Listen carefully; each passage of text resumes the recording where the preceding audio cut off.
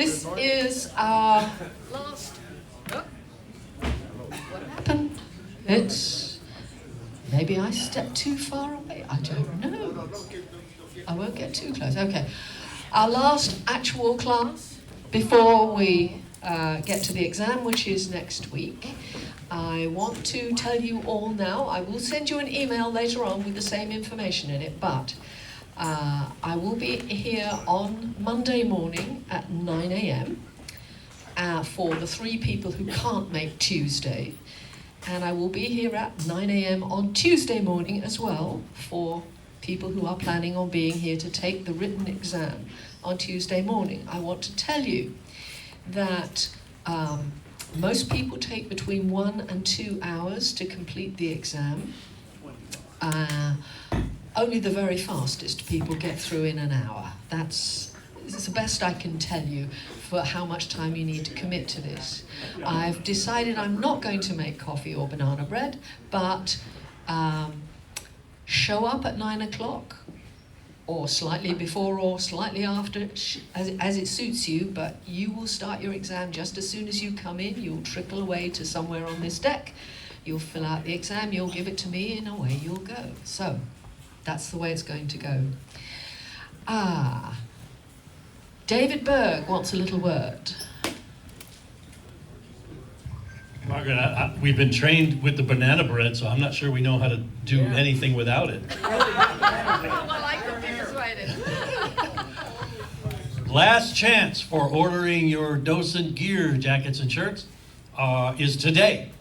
So by the time Mr. Phipps finishes his thing, we're going to be all packed up and out of here. So do it now or do it in between the talks. Do it today if you haven't done it. That is all. Okay. I think your turn, Jim. Good morning. Good morning. Well, you know, every year we start off with about 30 people. We started out 36 this year. You are the hardcore. You're the survivors. We always have to weed out the chaff. It takes a little while, but so this is our 10th week, or excuse me, 9th week. So you've done really well. Congratulations. I expect that you will all do well on your exam. It's just basic information, so congratulations. I'd like to take a moment to thank all the mentors that have helped our new trainees along the way. As far as I'm concerned, you guys are the ones that make the difference, because if you've got somebody to call when you have a question, that helps a lot, keeps people involved as we go. How many people still need to do shadow tours? How many do you need? One? You need one or more? Over here. Oh, no. Need 2. Shadow tours? No, I need to do the tour. No, not No. walkthrough, shadow tours. Shadow tours. Has everyone gotten their shadow tours out of the way? How many do you need? 2. So we have a gentleman here with needs 2 more tours. Do we have someone willing to show up?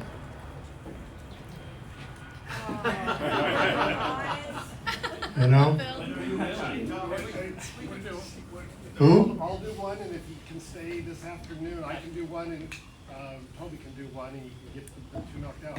I can't do one. I have a doctor's appointment this afternoon. Okay. All right. So it is incumbent upon you to find someone to do shadow tours with, and then you will have to do your walkthrough down the road. So how many of you got your walkthroughs through? Congratulations, Rick, Mark, anyone else? All right. You should be doing the walkthroughs this week. Carrie McQueen has done hers as well. Carrie McQueen has done So hers. that's 3 are done. So you should be trying to get your walkthroughs done this week so that when you take the exam, you can get your red badge right away. Otherwise, it can be done down the road. It's just that the further you go, that curve goes in terms of your knowledge, it kind of leaks out of your head. It's all fresh now, so the sooner you do it, the better. Okay. I'd like to thank Mark for sending out his little Excel spreadsheet diagram. I thought that was excellent. Very good shorthand. As he says, he got tired of flipping back and forth through the pages to try and find answers to stuff, and that was a nice shorthand way to do it.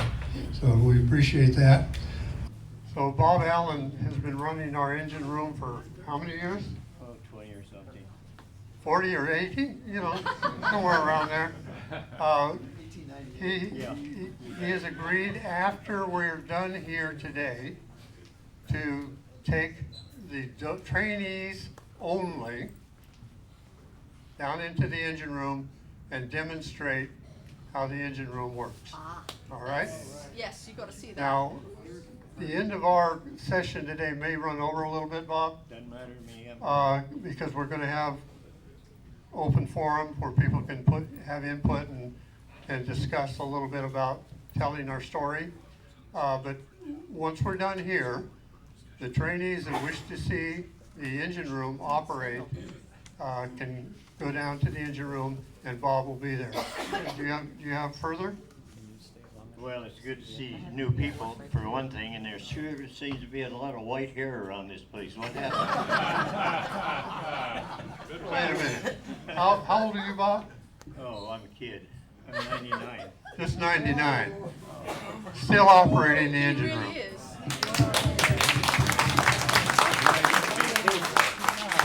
Bob has a black badge. That's for employees. But he was awarded that for how many hours of volunteering? Oh, I have no idea. Well over 20,000. Not enough to believe the time of So Bob is, as Kevin was saying, we've got some real treasures in our collection. Well, I don't know what you're going to do with me, but I'm going to pour sand in your boots and prop you in the corner. that's all. Well, Right next to the jukebox. Ray said when I died that he wanted to put me in the engine room at the desk and put me as part of the exhibit.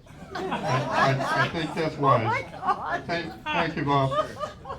Okay. Okay. Oh, man. Sorry, Dennis, didn't mean to step on your toes.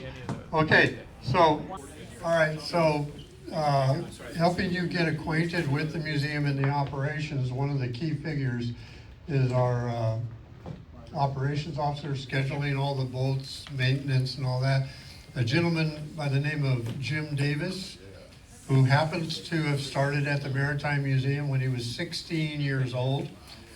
I'm not sure it was even the Maritime Museum, was it? At that? It just been formed?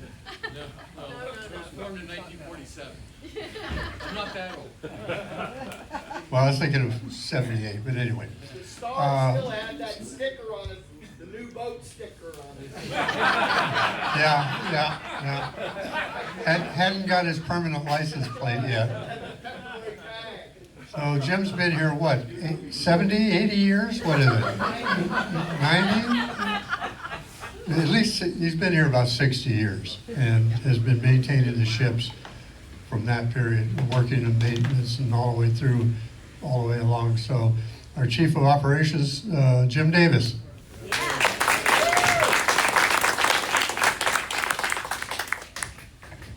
Again, it's 50 years, not 60. You keep cutting it down now as you get Yeah, well, it's okay. You know, but always remember, it's not the years, it's the mileage. So that's kind of it. So, yeah, I started here, kind of come up through the hosepipe, so to speak. I started here for $1.50 an hour in 1975 because I didn't want to push hamburgers when I was in high school, like all my friends were doing, working for McDonald's and such. So I was going to be an architect. I was going to be somebody. No. Anyway, the guy in front of me was working at the museum here, and I asked him, do you know any jobs, blah, blah. And he goes, yeah, well, I'm going to give up one of my jobs at the Star of Indy. See, it started way back then with everyone having numerous titles around here. And he goes, I said, I don't want to work in a restaurant. And this is before there was a Star of India restaurant. It just sounded like one. But I loved history, and so I came down and I was hired by Ken Renard. So I'm which, for a 16-year-old kid, having a guy who was, 5'7", of course I was 6'1" back then. Now I'm not that anymore.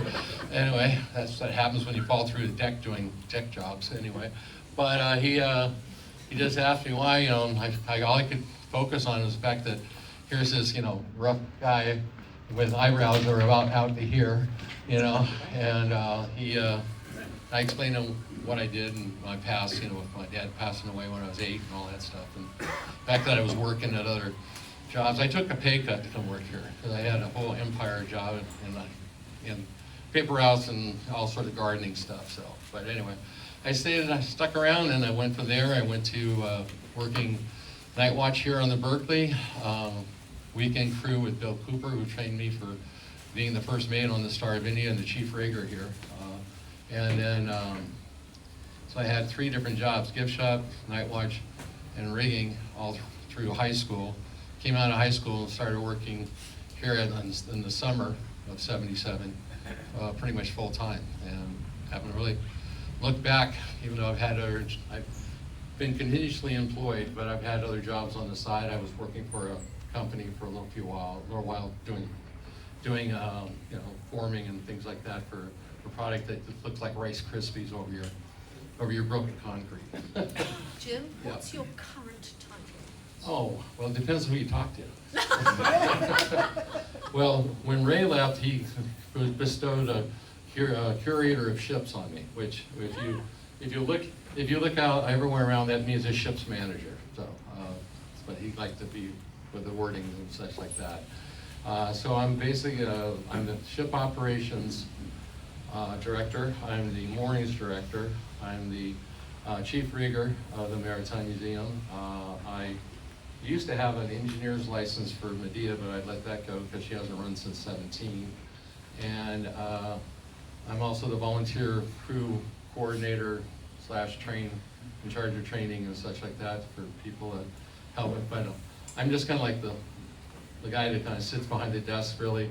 We have people like, Carl Scragg and George Sutherland and the crew that does all the training and testing. We just got done with our testing. We had 105 people that went through the testing here the last 2 weeks. That was the first 2 weeks, second and the third week of March. Cool. Yeah. We should also point out that Jim Davis is the one who thought up the idea that we should have a volunteer maintenance and sail crew. That's Jim's creation.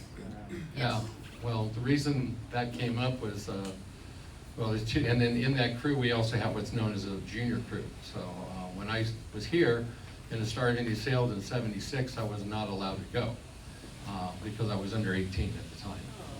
So I said, if I ever have the ability, I'm going to make sure we have a junior crew. And it starts as early as 12, but you're all grandparents here, it looks like, but did you think that, you tell your daughters or sons about that they can drop their kids off here, when 12 years old? No, they have to be here, come along with it. That was one of the things I learned right away. They're like, oh, junior crew, okay, here's my kid, bye. I'm like, no, wait a second. Yeah, it's. Thank you. Oh, you're welcome. Any questions? No, yeah, you have a question? Can you give us a status report on St. John Grove?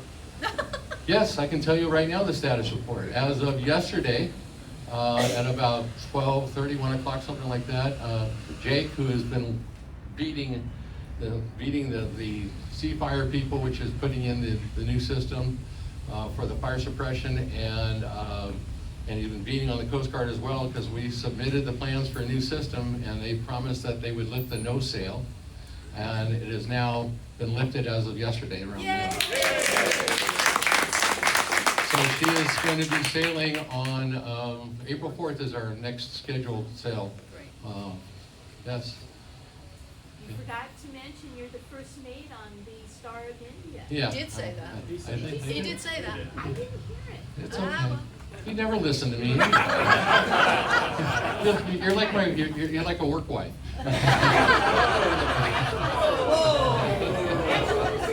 I can do that. My wife passed away 2 years ago, and she's already married, so that doesn't work anyway. Okay. All right. Thank you for your time. I want you to know, when I first started as a docent, I used to come down on Sunday mornings, and the two commonest questions that I got asked by visitors were, where's the bathroom? Which is still the commonest question. And on Sunday mornings, have you seen Jim Davis? So, look at him firmly. You will be asked. All right.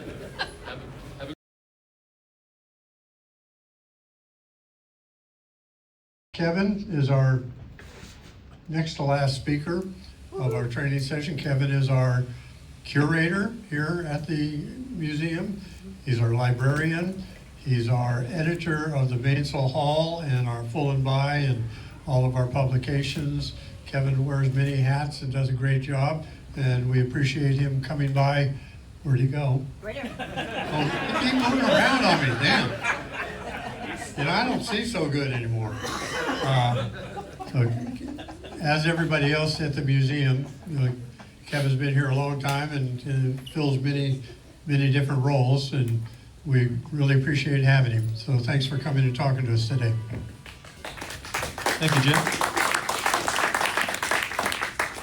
Such a pleasure to come up and chat with you for a bit. I'm going to try and make this a little bit interactive if I can. How long have I got to talk, by the way? Or? Till about 5 till 11. Okay, well you can remind me. Yeah, so we'll try and get through some of this presentation. I brought some stuff up to show you as well. One of the things that David Clark suggested to me the other day was that I would bring up some items from the collection that are rarely seen or almost never seen. And so I've done that, and I hope you'll find them interesting as well. I have some stories to tell, again, these are perhaps tales that are not put in print in our major journals. They're not told for obvious reasons, as you'll see, by docents, but they are nevertheless part of our common heritage here at the Maritime Museum. We have, I would say, a very complex collection in many respects. I don't know of any other museum in the world quite like this one. Mind you, I've only ever worked in this one, so I don't know. I've been here about 20 years, right? But all that I've heard from the experts in the field is that this museum does things that others would not dream of. And maybe that's a smart thing on the part of the other museums, I don't know. But nevertheless, we do have kind of an audacious, you might say, an audacious kind of program here of preserving historic and replica vessels, but also interpreting them in depth as much as we can. And as the mission statement, and I'll show you that in a few moments, which you have probably read somewhere or other, as our mission statement suggests, we have a very broad field that we are working with. So this presentation, in part, was one that I've given a number of times to the board of directors over the years, and I've modified it somewhat, but it still contains a kernel of the original stuff that I talked about probably over a decade ago. And even this opening slide here kind of indicates something, to me at least, of where we've come from in the space of 20 years. You'll see there's a digital camera there. Now, how many of you ever used a digital camera like that? All right. Would you use that today? No. No, of course not. You'd probably use something like this, right? To take your family photographs or whatever. I use this also actually in collections management, believe it or not, and I'll show you exactly what I mean in a few minutes. We have seen a major revolution in terms of technology that has impacted museums. It's impacted what we call the whole GLAM sector. You ever heard of that, the GLAM sector? G-L-A-M. Galleries, libraries, archives, and museums. So I am, officially speaking, a worker in the GLAM sector. You are volunteers in the GLAM sector, right? And it's a sector that attempts to preserve cultural heritage, to conserve it, and to present it, and to interpret it as well. And we've seen, again, in the last, especially the last, I think, 10 to 15 years, monumental changes in the way in which institutions in the GLAM sector, galleries, libraries, archives, and museums, have done their interpretation, largely because of digitization, also the impact of events beyond our control, like the great pandemic, and so on, the COVID-19 pandemic, which shut down this sector pretty much. And so we were forced to go online or do virtual kind of tours or digitize our collections way more than what we would have thought of possible prior to that, 5-6 years ago. that's had an impact. So anyway, all this is to say that, while this is certainly part of the story here of, you know, managing the collection, we've moved on beyond that in the last probably 10 years or so. So having said that, what is our collection here at the museum? I'm the collections manager, that's my primary title here. So what do I do? Well, believe it or not, both of the images, both of these items on this screen here are actually in our collection. You've got the Star of India, probably one of the largest, if not the largest asset in our collection. That is what we call an accessioned item. An accessioned item, and I'll tell you what that is in a few minutes. And we have down, so obviously the Star of India, we all know that, right? On the right-hand corner, or bottom right-hand corner, chips of paint. Chips of paint that were gleaned or scraped off parts of the museum, I believe part of the Star of India as well, put in a plastic bag and conserved. These were also accessioned, put into the collection. Why? Because someone had the bright idea a few years ago, quite a few years ago, of conserving them as evidence of what the original paint colour might or might not have been in certain parts of the museum, right? I would question whether that should have been accessioned or not, because accessioning is a legal process. And once you've done that, you're kind of stuck with it as a museum, as an institution. And one of the theories in the GLAM sector as a whole is that museums, institutions in the GLAM sector, have to live with their choices. They live with the good choices, and also they're forced to live with the bad choices at times, or the mistakes. And we've made some good choices over the years, and we've also made some mistakes over the years. And in that we have something in common with many, many other museums and institutions around the world. We have to live with our choices. And so making those choices is really, really important. It's a vital part of the role that I have as collections manager. So what are we as a museum? How do we line up ourselves in terms of this industry, in terms of this set of cultural institutions? There's various approaches to this, and I think if we look back over the history of collecting in this museum, you'll see we've adopted different approaches in different eras. At times we were desperate to actually add to the collection, so literally anything that didn't move was accessioned, it was put into the collection, right? Not great choices perhaps 30, 40 years ago. At other times, we've had to let things go because we did not have the resources to look after them too. And that's regrettable, but that's part of living in this sector. So the cabinet of curiosities, this comes out of the 18th century in particular, you know, with amateur scientists going around the world, gathering stuff, coming back to Europe in particular, and putting everything in a box or literally in a cabinet. Stuff that was considered weird, wonderful, amazing, one of a kind and that sort of thing, or never before seen in Europe, added to these private collections. And so we have had that tendency here at times to gather things of all sorts of, from all sorts of backgrounds and to just keep them. Most of them are actually not on display. They're in my cabinet of curiosities, the collection storage area downstairs, because they don't quite fit into the current exhibit strategy. That strategy is actually changing, it's evolving, especially as we have a new director here, a relatively new director here, and we're moving in different directions. So you're going to see over the next few years probably stuff disappear from our collections, from public display, to be replaced by other things.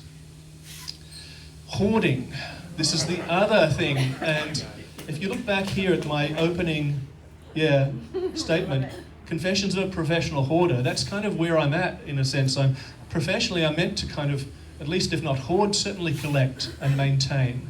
But the more you're in a job, and I've been here, 20 years or so, the harder it is to let go of some things. You have almost like a personal attachment to them. And as I walk around the museum, I say, yeah, I got that in that year, I got that in that year, I know the person who built that model, I know where that came from and so on. It's very, very hard for me to actually let go of some things. And I've always, as an historian also, I'm always second guessing myself, because my field of expertise is 16th, early 17th century maritime expeditions that went from the Viceroyalty of Peru into the South Sea and into East Asia. That's what I did my dissertation on. And so I'm always looking for elusive documents and information that we don't know. I'm always thinking, if only they'd written about this or that or whatever. And so when I come to this job, I'm always hesitant to get rid of something that might be of use in 10, 20, 30, 40, 50 years' time as a way of filling in the picture of something that we now take for granted. So that's the danger of being an historian and also being a collections manager, you might say. But yeah, hoarding is a real problem, and we're trying to sort of move beyond that to a certain extent. Not by selling off the collection, but just by strategically, we'll say, choosing what we do and don't collect. And then there can be also obsessive hoarding too, obsessive collecting, where someone has a thing that they're into, something that they're really, really interested in, and so they just collect it obsessively. And at times we've had curators here over the years who focus very much on one area or another, and you see that reflected in the collection. But we try and have, as much as we possibly can, a broad perspective on what we are going to collect and what we are going to maintain. So that it's always a judgment call. And a lot of it actually falls on my shoulders. As Jim was saying, I've got a number of roles here. That never used to be the case. I can probably count at least 5 different staff members who used to have the jobs that I now have. That's good for the museum because obviously we're saving a lot of money in wages. Not so good, I feel, because you have 5 different opinions that are now missing. It's just my opinion sometimes that people come to get. And I do think there's strength in having a diversity of opinion and of bouncing ideas off each other and of really trying to come to a consensus. So that has been a loss, and a significant one, I think, over the last 2 decades. So yeah, we try and avoid obsessive collecting as much as possible. And each week these questions come up for us. Do we get this small boat? Do we acquire that artifact? And so on. And oftentimes, a lot of my job involves actually saying no very discreetly and very politely to people rather than saying yes. So, are we also, what is our role here? Are we exclusivist or elitist? You have collections like that in the Getty right up in the LA area, or the Museum of Photographic Arts in Balboa Park, or some of the other really wonderful art museums around town. They are very, very careful about what they put on display. They're highly curated. Oftentimes, they are marketing themselves to a niche audience, you might say. Here at this museum, we have, as you walk around our exhibits, you would know from your own experience as docents and as trainees and that sort of thing, we have a whole variety of stories that we tell because we put out our net, you might say, to catch a very broad catch. The whole Pacific Ocean. So pretty much anything goes as far as what we might talk about, and so we have to be careful not to actually spread ourselves too thinly. So we're not exclusivist or elitist. This is not a museum of fine art, right? So that's one thing. While we do have fine art in our collections, I would never say that we've emphasized that or overemphasized that. Are we superficial or popular? Well, that's the other side of things, isn't it? Where you can sort of Disney. Again, in the glam sector, particularly in museums, there's a little phrase here that's talking about the Disneyfication of collections, the Disneyfication of experiences, whereby you make it kind of at least so popular, maybe even a little bit banal, that you're marketing to as broad an audience as possible, but you kind of lose sight of what should be really the more specific focus of a collection and so on. So while we love to entertain the public through renting out our vessels at times or taking people on a cruise and that sort of thing, we've also got to always keep in mind that we are an educational institution. We're into historic preservation, cultural preservation, and also the interpretation of that. It's not just me collecting because I think ship models are really cool and I love them and I can't fit them in the house because my wife won't let me. No, we keep them down here because they tell a story. And the more we can develop that story, the more functional they become as elements that connect us with the past and with our common seafaring heritage. Which leads me to our mission statement, right? This is what our current mission statement is. There are moves afoot apparently to try and change this and modify this, but I'm not involved in that discussion. But certainly this is the one that's kept us going for the better part of 2 decades or so, and has really produced, I think, some palpable results. We are here collecting, preserving, and presenting our rich maritime heritage. And that's exactly what we should do. That's exactly what each display that we put in place should actually communicate one way or another. So when we develop our collection, what are we doing? We have to think in terms of strategies, right? And when I say that, it's a really serious set of choices or decisions that come about, because I could literally have this museum full of ship models. Every week, almost every day of the week, I get an email or a call from someone whose family is downsizing, and they have this beautiful ship model that their grandfather made, and they want to give it to the museum. All right, so decision. I've started to say a lot more no's than yeses to those sorts of invitations to accept things, because first up, we don't have the room, and we're actually going to be downsizing our ship model collection as far as it's presented. The new director wants us to get rid of some ship models or to move them out of the way in order to present a different vision. So that's one thing. I have to find space, and space is extremely, extremely limited here, and more so. The collections have been squeezed into smaller and smaller spaces, to be honest. So that's one thing. I have to say no a lot as collections manager, politely, and it's always fraught with danger, and I really mean that. Over the years, I've kind of learnt on the job. No one taught me this. I just worked out. You have to always begin by thanking people for their generous offer, and then very, very politely declining it, and always have plan B or C. So we don't want that, but try the Midway, or try USS Iowa, or try the History Center, and that sort of thing. And that seems to really help.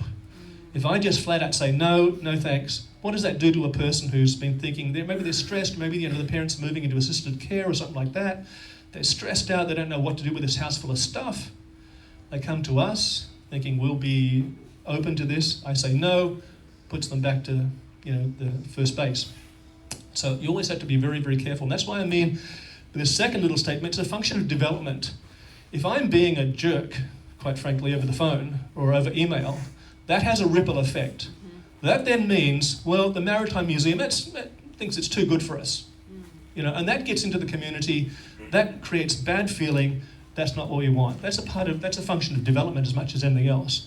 So that also involves being polite, discreet, professional, right, on a daily basis. Collecting in public relations, similar sort of thing, right? Where there are PR questions here. There are some things we should collect, some things we probably shouldn't, or we have no business collecting. The other thing is never ever collect anything which comes with strings attached. And again, that ship model that someone wants to donate to us, well, they want to come down here next week and see it on display. Or this has happened also. This is a case that came from the 1970s, the mid-1970s, when the museum was a very different place. Someone had lent a collection to the museum, and then a few years ago, someone said, to that lender or the lender's family, no thank you to another donation. They said it in a fairly, I would say, maybe they were having a bad day, a fairly brusque way, whatever. And so the donor or the lender's family then said, well, we want our stuff back. We want our stuff back. I was given the job of mending the fences and trying to fix that. I found in an old, like a school exercise book that you have, from the days when students used to write longhand in school, as we probably all did. I happened to find a note there that actually linked the family to this loan, and miraculously, like 50 or so years later, I was able to also find the items that they'd lent to us and give them back to them. Right? So that was, you can imagine the PR problems if I had not been able to do that. That's why record keeping is also a vital part of this job. So we have, different collections here. We have what I'd like to call the macro collection. We're sitting on or standing on an item in our collection right now. The Berkley is an accessioned item. It is part of our collection, as is the Star of India, as is Medea, Pilot Boat, and I think that might be Butcher Boy, right? I think. Yeah, so all these are accessioned items in our collection. And then I'd have, another portion of the collection that I like to label the interpretive collection, the stuff that we have tucked away in the archives, in the collection storage, or on display, that helps us to tell the story of the larger collection. So you can imagine the Berkley without anything interpretive, without any artifacts, without any information. How would you be able to tell the story? Well, you could, but it would be a lot harder. So the artifacts, the plan sets, the models, the photographs that we have, the illustrations, all help to build our picture of the past and of our heritage. Then also, there's ethical considerations. Then this goes right across, not just a Maritime Museum thing, this is right across the GLAM sector. What do we collect, how do we do it, and that sort of thing. This is what any collections manager or curator must ask themselves before they accept something into the collection.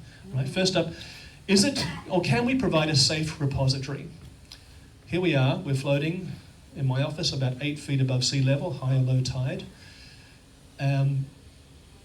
Big problems or challenges, we'll say, with temperature variations and also especially, as you would expect, given their environment, humidity.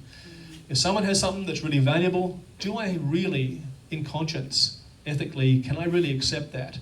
When I could think, well, it really should go up to the History Centre. It really should go somewhere else. And so sometimes it's better to say no for the sake of the artifact and for the sake of cultural heritage than it is to accept it into an environment where, come back 20 years' time and maybe there's mold or maybe there's deterioration, that sort of thing. So we've got to think about that. Is this an appropriate repository? Is this the best place for it or not? Maybe it should go to the Midway if it's to do with naval aviation rather than have it here. Is it being offered without conditions like, I want to see it on display next week, or we want it back in 10 years' time, that sort of thing. Sometimes families are looking for a cheap or free storage for a little while. So you have to be aware of that. And what are our motives for collecting this object? Is it that I want to actually sell it off in 3 years' time when I'm legally allowed to? Now, some donors don't mind that at all. They say, I'll give you this small boat. You can, I'm taking the tax write-off, but you can do with it what you want to.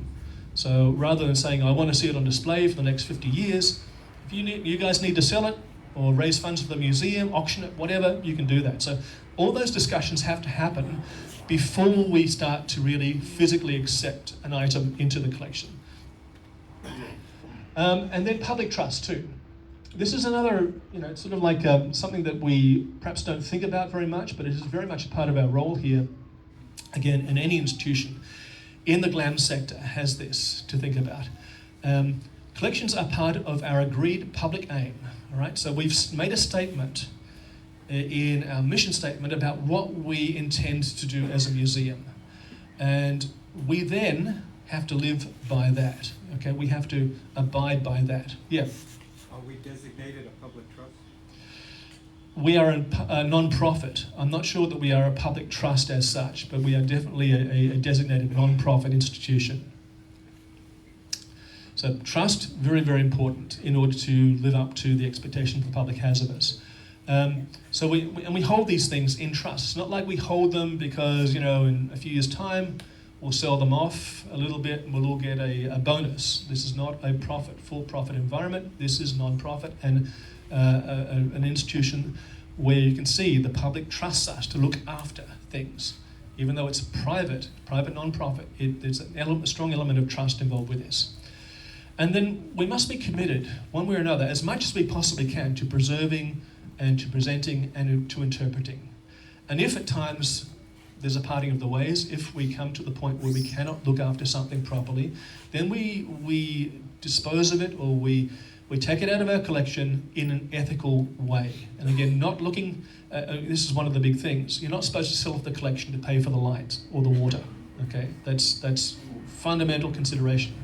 If you do sell something or divest a portion of the collection, it should go back, that fund should go back into the collection itself. Okay, that's right across the GLAM sector. So, it's collections by the numbers.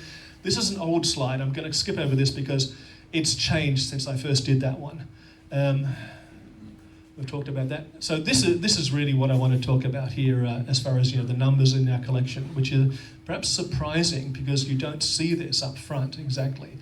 Artifacts, three-dimensional objects, 8,884 individual items. I say more or less because some multiple part items have been catalogued in multiple parts and multiple entries, which we're trying to correct.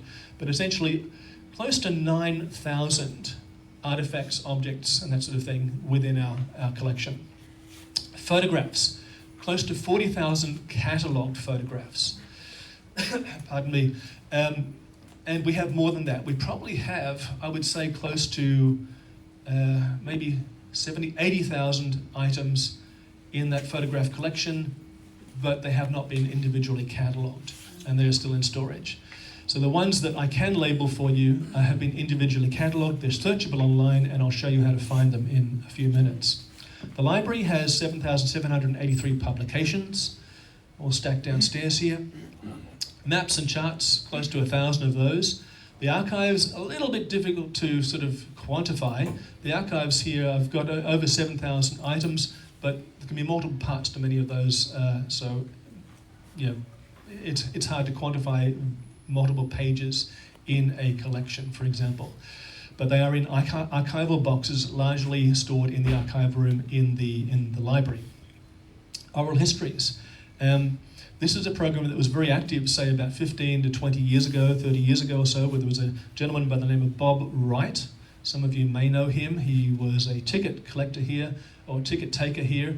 He was on staff. He was also in the sail crew. He was also a ship modeler. Also very active up in the oral history program in the History Centre. Bob and his cohort of fellow volunteers collected dozens and dozens and dozens of oral histories and preserved them. And so we have those also on file in the library. Another little interesting collection here, ocean liner ephemera. This is one I was able to highlight a couple of years ago when we did the Steam and Splendor exhibit. We have about 60 linear feet of ocean liner ephemera. So what is that? Well, let me describe that for you. I brought up some samples. Ephemera, stuff that you have, but you don't expect is ever going to be kept, right?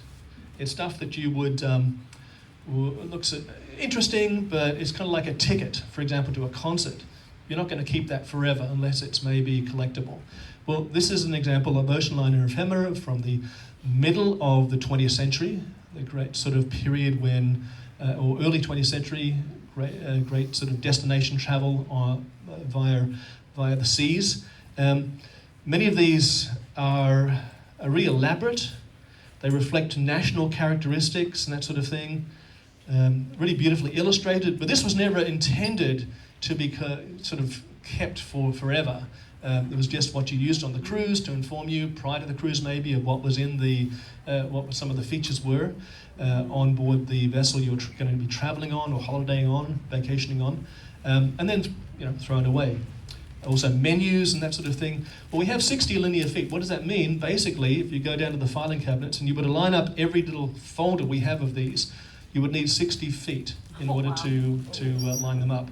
It's one of, to my knowledge, it's one of the most significant collections certainly in California. I think the Huntington has a collection of about 130 linear feet or so. Ours is pretty significant. The Normandy, a famous ocean liner here with all sorts of postcards and so on. You could really paint a great picture of recreational travel in the 1930s, 40s or so, just by studying that particular collection. So we have that. Let me move on a little bit. So accessioning, I've been talking about this word accessioning, right? What is it? It's part of what curators, archivists, and collection managers do in a museum in particular. Is to place something formally into our collection. And there are legal requirements to this. We take on the role of custodians of an item if we accession it. It's given a specific number or number series, and we promise, and this is the public trust element that comes through with this, we promise we're going to look after it, we're going to take care of it, that we are in fact the appropriate repository for this. So one big thing is just to remember, a museum should accession only those objects that it intends to retain for the foreseeable future. Right? So there's a legal aspect to this. This is a fiduciary contract with our membership and indeed with the community that we represent. Okay. Now there's a way around this to a certain extent. There's also what we call acquiring or acquisitions. Acquisitions we use for the stuff that we get that we don't really want to keep forever.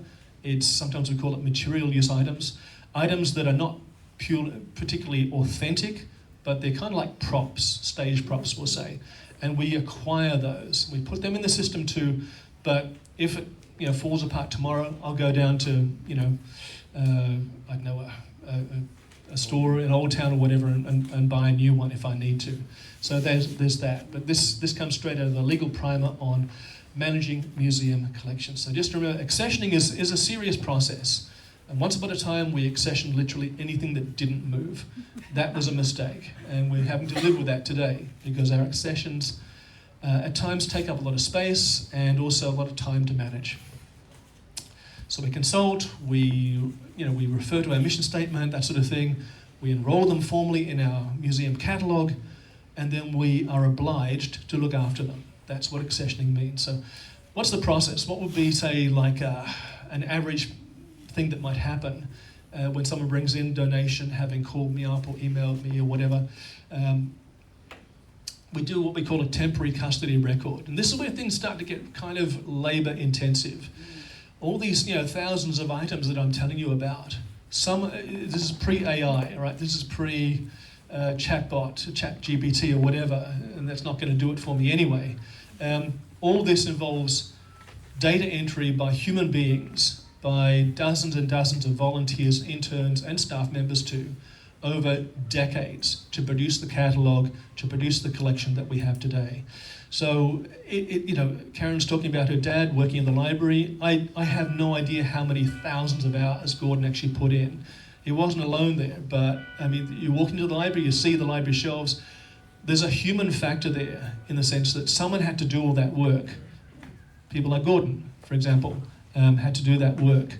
And it would be almost impossible to quantify, or very, very difficult, challenging to quantify exactly what that would be worth in terms of dollars, let alone the hours that have gone into that. But again, when something comes in, we do a temporary custody record. So we record the donor as much as possible, their information and so on. That's really, really vital for establishing provenance. It's okay, I remember this week what I got, but ask me in 6 months' time, where did that come from? I mightn't remember, let alone, in 20 years' time, someone comes along and says, well, what did they collect and who brought this in and, under what conditions, that sort of thing. So paperwork is really, really vital for this. We present then, or we really produce, a condition report. We go through and we examine the item. And there's an entire science in the GLAM sector behind doing this. And this is one of the jobs I give to, especially to interns. There are books written on producing condition reports. How do you describe a painting? How do you describe a piece of porcelain? What do you look for? What's the potential risk factors in storing this? How do you store it? And that sort of thing. All these sorts of publications really provide essential background reading and training for doing this sort of vital role in the museum. And then processing. So we do a little bit of research. We get this incredible artifact, but we don't really know what it is exactly. Sometimes these things can be really distanced from us in terms of the expertise. Certain tools, for example. What's it for? Has anyone ever seen, for example, a riveter's gauge? Anyone ever used a riveter's gauge? No? Well, that's one. This was presented to the museum. This was a riveter's gauge. And apparently it was, as I'm reading the plaque here, this riveter's gauge was used for testing the tightness of riveted seams by John Stephen Esquire, chairman of the company at the time of her construction, that is Medea, and her owner from 1910 until his death in 1917. So I guess you, somewhere or other, I don't know how you use a riveter's gauge exactly, but it tests the tightness of, you can sort of walk around and show one if you like. That was presented to the museum decades ago by persons associated with Alexander Stevens, the makers or the manufacturers of Medea. Thank you for bringing that. I wondered what happened to that. That's where it is. And again, it's in storage. Should I put that on display? I could, but someone could easily souvenir it, so it'd have to be well and truly tied down or, kept safe. Inventory. The myth of Sisyphus, right? Ever heard of the myth of Sisyphus? right? The guy who rolls the boulder up in Greek antiquity to the top of the mountain almost, and then lets it go and it goes down the bottom and he has to start again, you know. So the Greeks had sort of lots of insights into the human condition. This is what, you know, collections manager does a lot of the time, or with his assistants do, her assistants do, is inventory, just going through box after box after box, verifying location, making sure it's there, recording that date, and then doing it again in, you know, 2 or 3 years' time or whatever.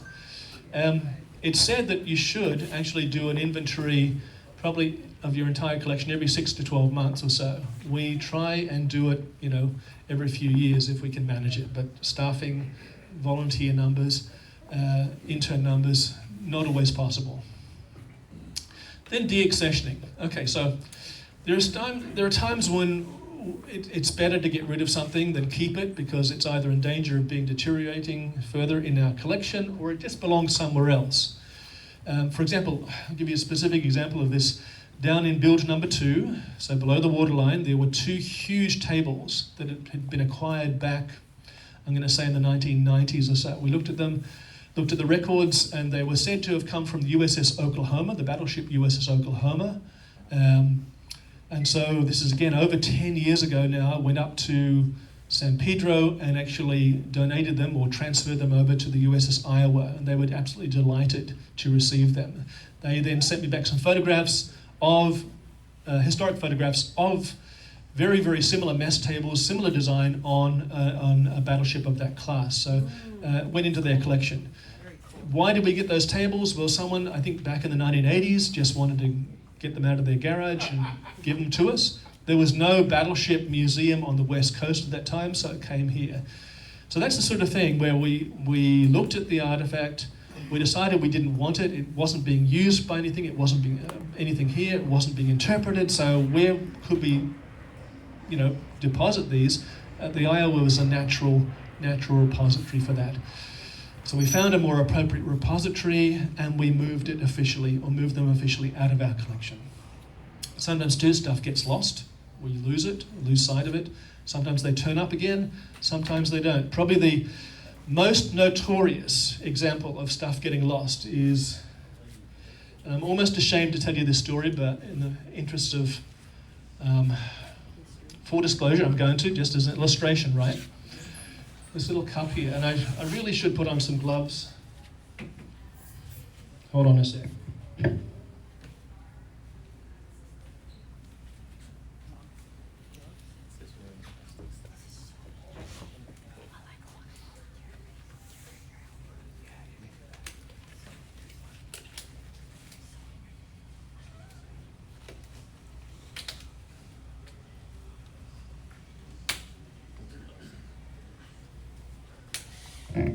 We've never had much of a tradition here of using gloves to handle artifacts, except when they were a danger to us rather than to maybe the artifact itself.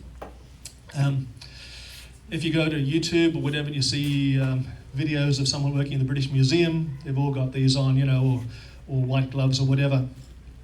For various reasons, you don't want to leave residue from your hands onto an artifact.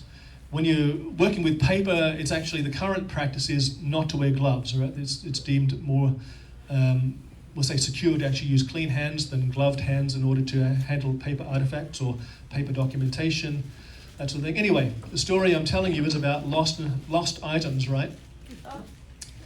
So this is probably, to my mind, it's one of the most extraordinary artifacts we have related to the history of euterpe. I've got a slide here. I'm going to see if I can actually find it just so you can have a view of what I'm talking about.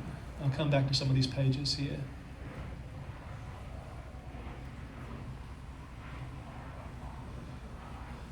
Wow. We may not get a chance to actually, I'm sorry, I'm skimming here we are, here, this is it, right?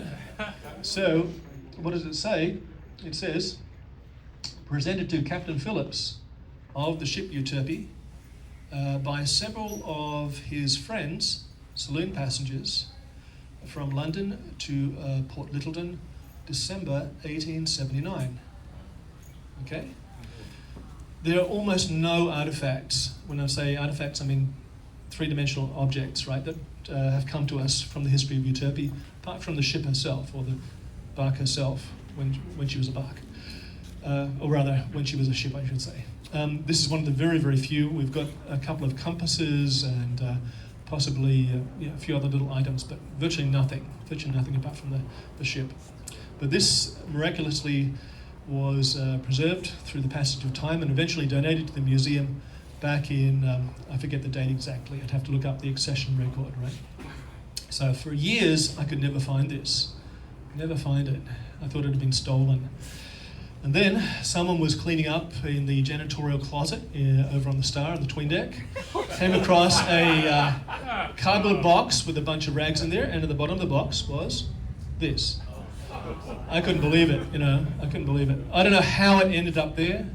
I have a feeling it was on display, someone was moving it from one place to the next, forgot that they just put it in a box, and there it was, So we cleaned it up and I put it in storage, but it's an amazing little artifact, I mean, how many other items have come to us from the late 19th century related to the voyage. And this is the 1879 voyage, which is, if you know some of the source material we work with, it's probably one of the most or best documented voyages we have. The number of diaries and accounts that came out of that voyage, absolutely extraordinary. I think at least 4, maybe 5, related to the 1879 voyage. The journal, the Euterpe Times, was produced, I believe, in the 1879 voyage. Makes me wonder, did each major voyage of immigrants actually have a lot of publications or diaries that were associated with it, but we've never been able to find them? We don't know. But 1879 it was a very well documented voyage.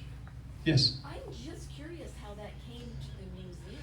It was donated, and I can look it up for you. Well, let me do that now, right? And I'll show you how the system works.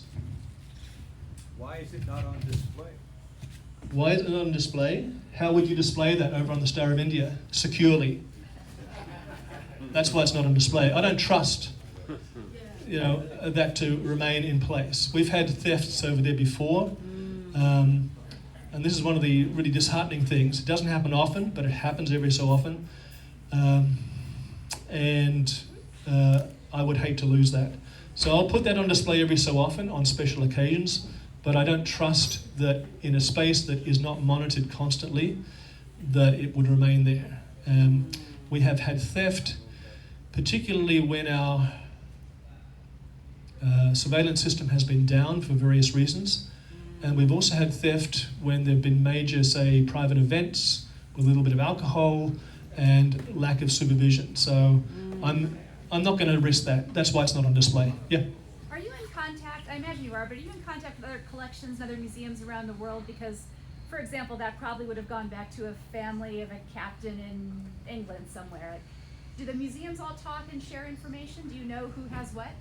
You have to sort of dig around a little bit to find that, because there's no sort of official, we'll say, network of museums exactly. You have to sort of dig around and do your research in order to discover what's in certain places. I mean, just yesterday, for example, give an example of this, an exhibit we're working on, the curator of that exhibit wanted to know, did we have a model of a ship or a vessel called the Brother Jonathan?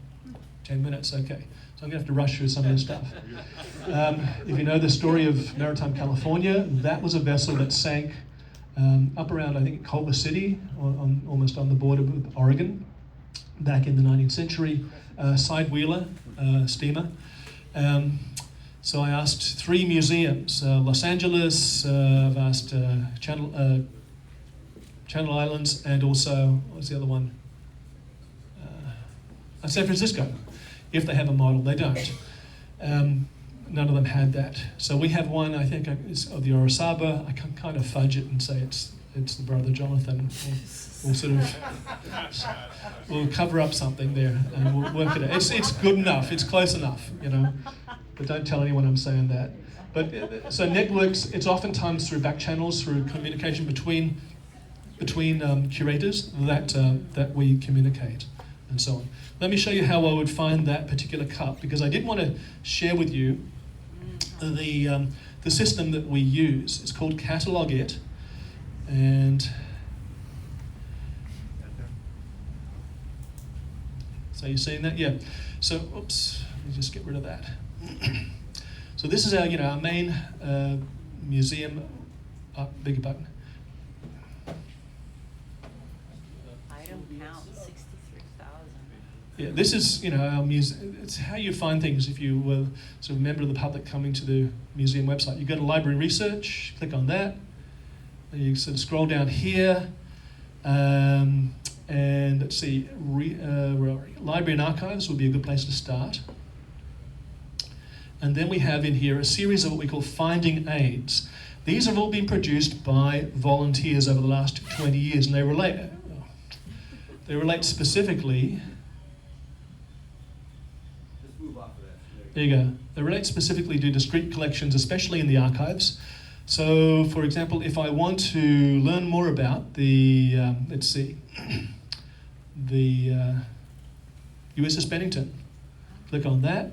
This was done by a guy by the name of Joe Cottingham, who is a graduate of San Jose State. They have a library science degree there. Joe's great. He had a whole career in public service and then wanted to be a librarian, so he did that. Came here as a volunteer for a number of years and did some fantastic professional finding aids. So you can just go through here and you can just see, the story of the collection, and then item by item, different things in that collection. So that's one way you can learn about our collection, by actually going to the website. You can also go to this. This is an in-house program, but it also has a public face to it. It's called Catalog It. But if you go to hub.catalogit.app/Maritime Museum of San Diego, you come to this. Anyone in the world with secure internet connection can actually look at this. And you can go through here and see what we've got in our collection. This is what I've allowed the public in general to see. You can do this too. I have further information that's not shared. And also, if you've had the last two editions of Mainsail Hall, if you look at in the back cover, you'll find a kind of like a guide to where you can actually see this. I can show this very briefly.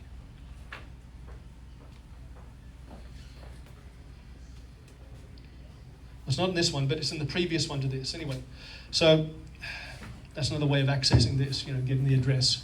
But what you can do is then go into this catalog and say, for example, I want to look at the Star of India. I want to learn about some of the logbooks. Click on that, right? And here we have the entire museum collection of logbooks of the Star of India. I was just sharing this with some of the docents a few days ago. What's in this one? Let me click on that. This is from, and again, it's hard to see because the screen's kind of small, 1896 to 1897, basically. What's in the book? Click on that. And if you've got a decent connection, you can actually go through and read the whole of the log. Wow. I'm going to tell you, most of this is pretty boring reading. It's just, stories about things that happen on board, and then you come to the log and the captain just says, fair winds, and we travelled so many leagues today, and that's it. No sort of further details. To really find out, some of the, gritty details of what happens, you have to go to other accounts. And I was saying a little bit earlier, there's stuff here that you probably would not be able to include in the docent tour. This is one such example. So this, I have this in a file. We've never published this. Not sure where it came from. I think someone up in San Francisco Maritime actually sent it down to us a few years ago. This is an interview back in 1960 with a Lieutenant Commander M.A. Ronson of the US Coast Guard. Right? He was retired at that point. And he sailed on the Bear up in the Pacific Northwest, and he also, in his younger years apparently, was on board Star of India in her Alaska Packers days. Not exactly PC, I'll say that. All right, and so he says, for example, he's talking about who was on board the Star. And my apologies, all right? These are his words, not mine. They had fishermen on board, and then the cannery gang. That was mix up of Chinamen, Puerto Ricans. The Chinamen, he was the prime contact for the cannery, and he took as many key men as he could. Chinamen, they were used to that. He also filled in with Filipinos and Puerto Ricans and whatever happened. They had Italians along, but they also counted as white men, okay? So again, I would not be publishing that or putting that in a text panel, but you get this sense of, what it was like to be on board the Alaska Packers vessel back in the early 20th century. So then he was kind of, I guess, he said he was a doctor. I wouldn't have liked to have availed myself of his services. But this ought to give you a very graphic account of what was happening on board at times. And this doesn't get into the logs, all right? He says, I were, not great sort of English expression either. I were always the doctor. I were the doctor, the mate. They called me anytime. One fella, he cut his throat from ear to ear, and I sewed him up. I put 14 stitches in his neck. That was on the Star of India.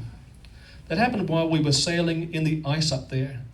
I heard an awful commotion. I were in my room working up a sight. I'm not sure what that means exactly. In the morning. And hear a hell of a commotion up there in the forecastle. A fellow came running in and said, the captain wants to see you. All right, I go up there, and there was Marchand, Captain Marzan, one of the last captains of the Star. Carlson, he says, see what you can do for that son of a something. I couldn't read that part. And then talk about, sailors' tales. He says, don't do too much. He'll die anyway. He'd sliced his neck. He'd sliced his neck with a razor. Me, this gives you an account of also what was on board. Me, I were dirty. Pigs and cows on the ship, slacking braces. My hands were just like the paws of a bear. That's why I wouldn't have wanted him to be my surgeon. I got a big basin of hot water and carbolic acid in it, so it was strong, it stank. Then I get the medicine chest. I go to the fellow, hold his head, one to hold his arms down on his legs. 5 fellows all did that. I got the iodine and I stuck the needle in there and I sewed him up. And then the captain says to him, Carlson, homeward bound stitches in there. That son of a something or other is going to die anyway. Homeward bound stitches, that's what you do, when you're coming home and that you don't have to do much in the way of sail making in order to keep the sails going for the next few weeks. So homeward bound stitches. So that's what I mean by, some of the stuff we have down there I would not want to publish, not exactly PC, wouldn't include that in a Docent tour, but it gives you a sense of what life was like. It was pretty rough and ready. A couple of other things before I go, right? We're almost done. 5 minutes, all right. So I showed you how to get to the logbooks. Lots of cool reading there. You can download those at home and fight your way through them if you want to. Kevin, do those archives include a lot of photographs? Yes. Yeah, let's have a look at that. So every single catalog photograph is available via this. So if you go, I'm just going to get out of there, right? Back out of here. I'm going to go into...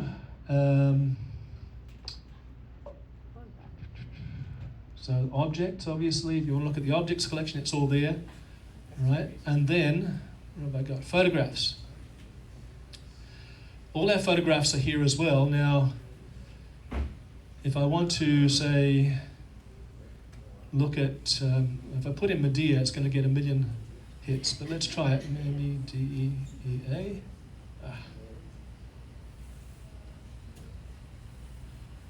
So every photographic entry that has the word Medea in it comes up for you. Does it have to be tagged Medea, or is it recognized? It recognizes it.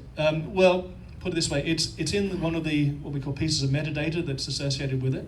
So I've just clicked on that particular image. Sometimes, well, you should be able to get in there and actually, you click on the title, not the image itself, right? Takes you in there. And this is an expedited record, Berkley with Medea, that's our object ID number, type of photograph, what collection it came from, where the date and so on, and the place and all the rest of it. Our internal catalog has way more details than that. This is just what we show to the public for sake of simplicity, right? You can also download that image. You can, yeah. So if, for example, I click on that image, And I get this option here, download. I'm not going to do it on the laptop, but click on that and you get your copy. It'll be a low-res copy of that image, but you can, for reference purposes, yeah, you can access it. A few other little bits and pieces before I go.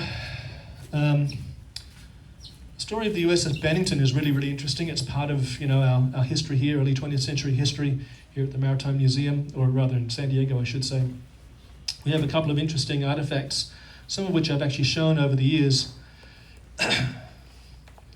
One, not exactly an artifact, more of an archival document. This is the muster roll of the Bennington for October 1905. If you go in there, you'll see, this designation next to many of the crew, DD, meaning discharged dead. Now, this is a record of the fatalities of that disaster, right? The boiler, image of the boiler, which was the cause of the disaster, right? Blowing up here just south of us. And then, if I can find it, yep. Along with this document collection came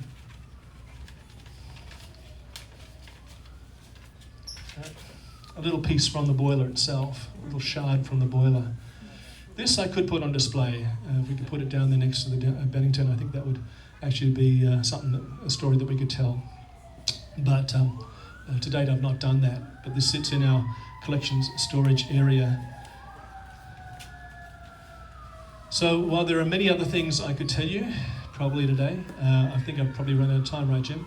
Yeah. So, time for one or two questions? Yeah, one or two questions, and then we'll call it a day. Yeah. You mentioned museum security. Could you just talk about that briefly? I mean, we're docents, so what do you want us to do? So museum security, the museum, there are various cameras around. They're not monitored 24/7, obviously. So sometimes if something goes missing, chances are it's long gone by the time it's noticed, and then we have to go back through the cameras and so on. Sometimes they'll catch what happened, sometimes they won't. I will say this, theft does not happen often here, given our lack of security. When I say lack of security, I'm not reflecting on the security staff. I think do a good job. It's just, you go up to, say, a museum in Balboa Park, there'll usually be a security guard in each gallery, right? Usually in a fine art museum, there's someone standing there watching. We don't have that. We have one watch person who also doubles on many other occasions as a ticket taker at times to give breaks to people at the front and all the rest of it. So we do not have that staff. So what we do is we rely very much on docents, on staff members who are not officially in that role, and also the general public. Sometimes, someone will come along and say, hey, people over on the Star of India, they're running amok, just want to let you know. And we'll then call the watch and say, hey, could you go over there and check and see what's happening? Or someone will access a location that they shouldn't. Someone will notice that and say, hey, perhaps you would like to be guided out of this location. So we do rely very much on, pardon me, on the goodwill of our visiting public. Yeah. How many rivets on the Star of India? So here's what I want you to do, right? This is the riveting measure. If you could take that over there, come back later on today,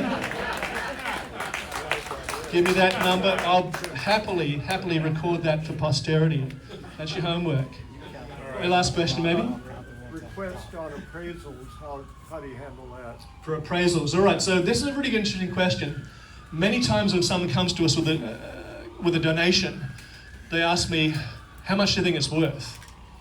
I'm not, legally speaking, allowed to do that. I'm not a certified appraiser. That's a highly specific job. You need certain qualifications. Not just any antiques dealer can do that either. So I have to say to them, well, I'm sorry, but I cannot, legally speaking, provide you with that for your tax purposes. So that's one thing. I can say, I've seen this before and I believe it's sort of worth in the region of $200 or whatever. But that's about it. If I want to get an appraisal or something that's really significant, we have to get an appraiser who is expert in that field, whether it's small boats or art or whatever, and then come up with that number. I did want to show you one other thing, if I may, if you'll indulge me, Jim. I don't have the physical artifact to show you because it's actually a little too delicate. But if I can go back to my presentation. Here we are. Can you see that? Yeah. Yes, I'm just going to go and find it here, if I can.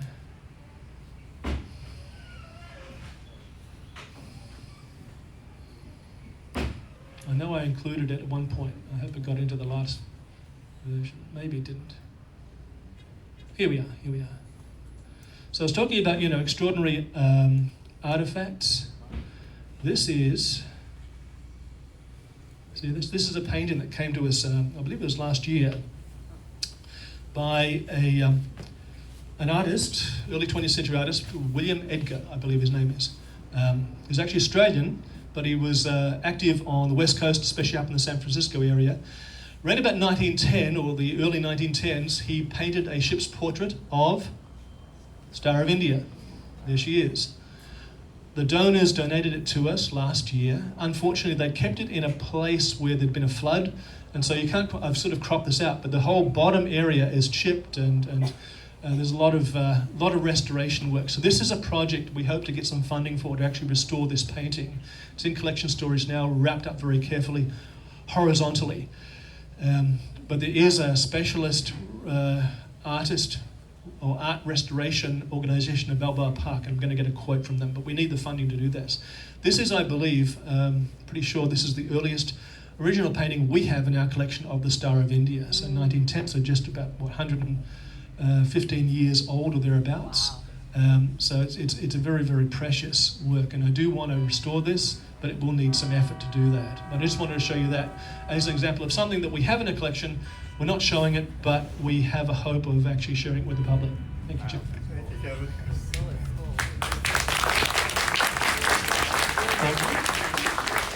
As you can see, Kevin is a wealth of information. He's available in the library. His office is located there down below. You're here generally what hours, Kevin? Mid-morning to mid-afternoon. Okay, so his email is librarian@sdmaritime.org if you want to communicate with him. He's very receptive to questions, also people wanting to volunteer and help him down there. He's always in need of resources. So thank you very much for agreeing to come up and talk to us today.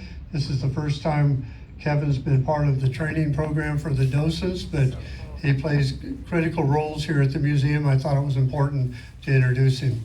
All right, let's take about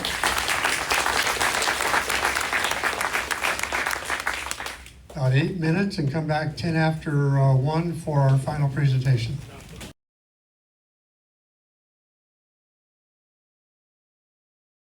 And Dennis, it's your time to shine. Dennis, hold on a second. But there's more. What's happening? All of this information you've gathered is kind of buzzing around here because you got the exam going on and everything.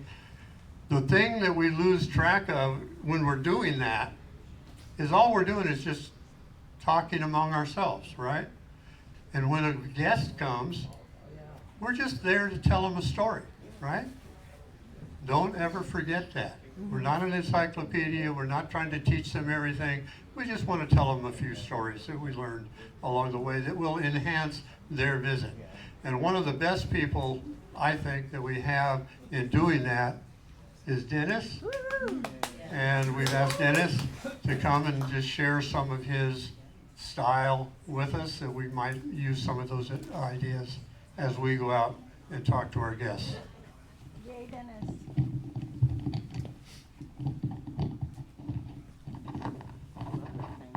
Get everything adjusted here.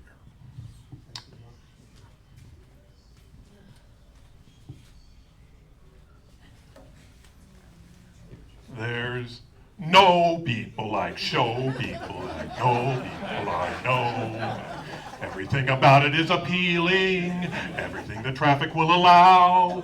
Nowhere can you get that happy feeling when you are stealing that extra bow. There's no people like show people smile with their rolls. Even with a turkey that you know will fold, you Maybe stranded out in the cold. Still you wouldn't change it for a sack of gold. Let's go on with the show. Let's go on with the show.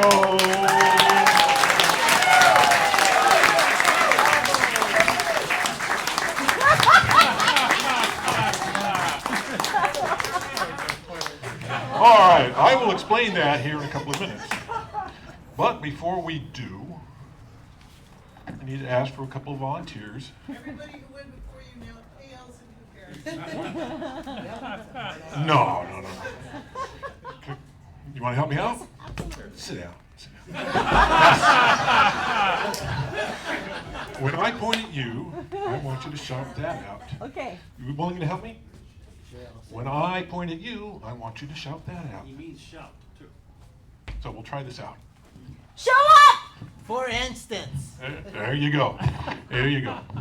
Okay. Now, before we go any further, we need to recite the docent's prayer. So if you please stand up.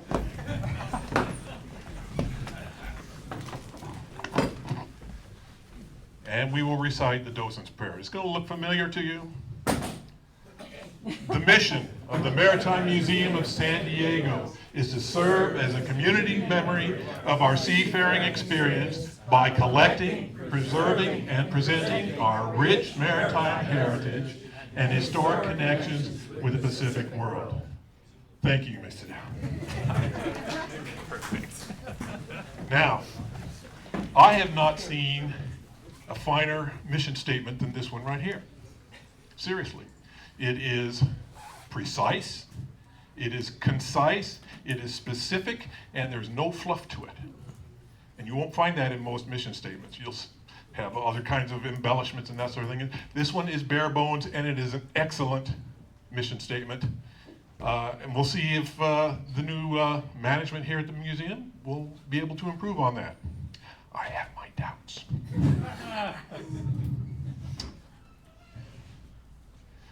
Our favorite saying is tell me a story. Mm-hmm. Now, if you're out there telling stories, what does that make you? Storyteller. What happened? What did I do, Bob? Bob. What did I do, Bob? Bob. Let's see. There, I got it back. Haven't outsmarted it yet, but I'm getting there. Okay. If you're a storyteller, that means you are a performer. Make sense? If you are a performer, that means you are in show business. That's why the song. Okay? Because you are in show business. They don't pay you like that.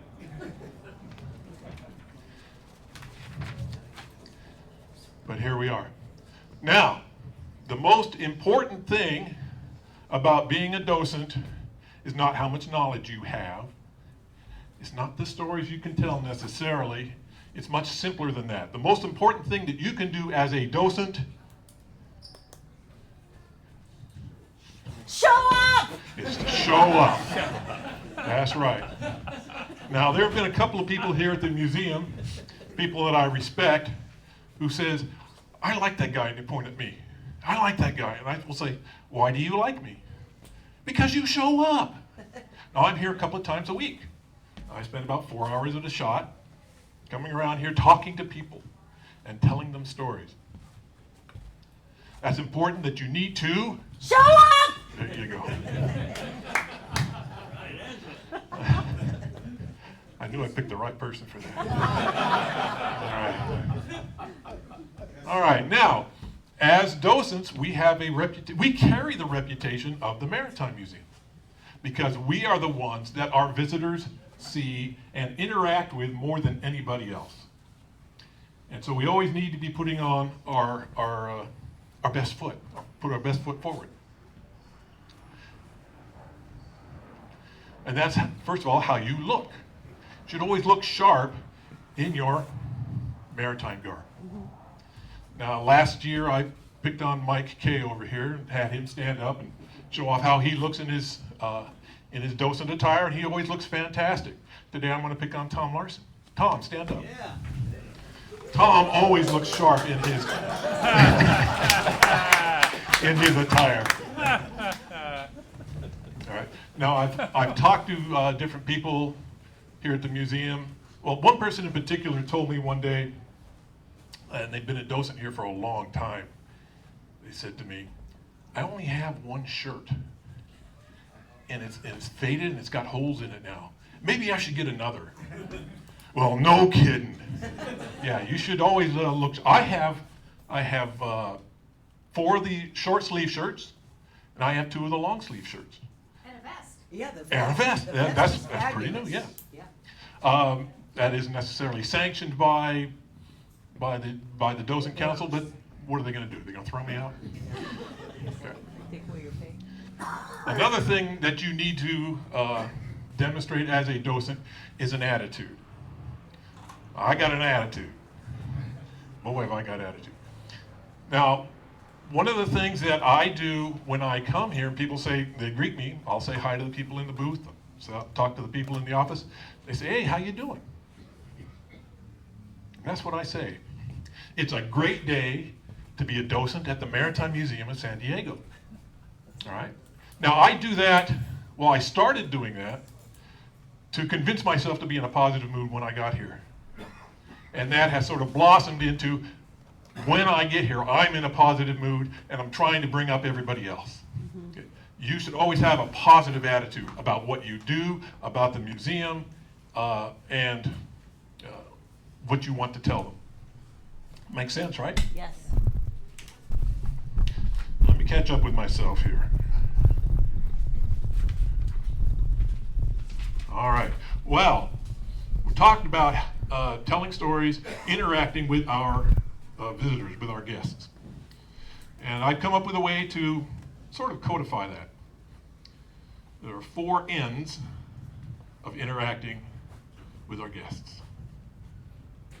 You engage. Oh, he's tricking me now. You enhance. You enrich. And you entertain. You do those things, and you're making the visitor experience better. So what do I mean by each one of those?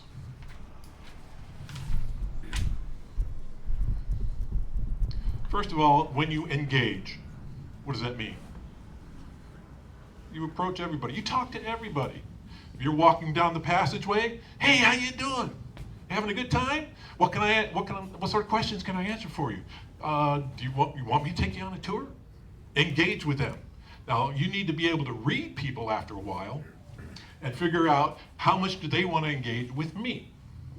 Do they just want to say hi and then go back to their signs or looking at the displays? Do they want to interact with me at all? How much do they want to interact?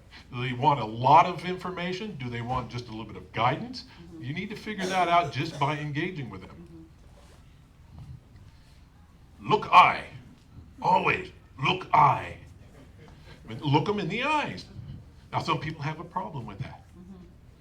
But it takes practice. And how do we practice that? Show up! That's right. That's right. Look eye. Always look eye. What movie is that from? Karate Kid. Karate Kid, Mr. Miyagi, yeah. Oh my goodness. Now you focus on the kids. Now a lot of times you'll have family groups that come here, and the parents, they want their kids to have a good time. The parents, if they have a good time, yeah, that's a bonus. But they want the kids to have a good time. So you focus on the kids. You talk to the kids. You make eye contact with the kids. And you try to talk at their level, which is a different level than what you talk to the adults about. And you try to get a fist bump from them, or you say, what do you want to see the most? You interact with the kids. Now, something to pick up on, who has the map? The map that they get when they come into the museum. Because whoever has the map, they are in charge. If the 8-year-old has the map, that 8-year-old is in charge. And the parents would gladly give that up to let their child be in the spotlight for that little bit. So focus on the kids and who has the map. All right, let's talk a little bit about enhance. enhances, you need to be familiar with all the signage. There's a lot of signage around the museum, and you need to be able to take what's on the signage and interpret and make connections with the actual exhibits. Like there's a lot of signage for the San Salvador, both out on the deck and in the San Salvador display down on the Berkley. It's a good idea for you to be able to take what's on those signs and address it directly to the exhibit. Like I say, make connections between the different displays. Or if you want to make a connection between some of the ships down in the Navy section. We have 3 USS San Diegos down there. Find out a little bit about each one of those from the signage and make those connections. All right, enrich. This goes a little bit beyond just enhancing.